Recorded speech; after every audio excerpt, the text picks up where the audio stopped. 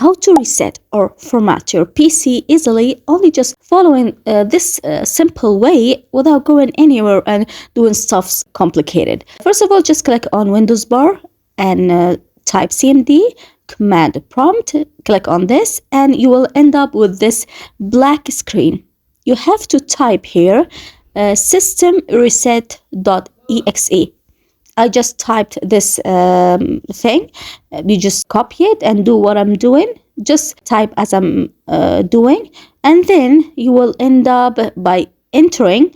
Then you will face these two options. The first option means to keep the files and remove all the apps, and the second option means to remove or format everything which exists on your PC.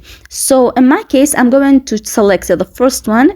I want the files, and I want to delete all the apps because they take heavy space on your PC. So it will analyze all the apps on your PC which are exist and running and activated, and because these apps are taking larger space on your PC, so these are the apps. And once you see or make sure from the apps, you can click on next. So the apps will be deleted from your PC and your PC will be formatted with simple clicks. Any question, just comment below, and don't forget to like and subscribe.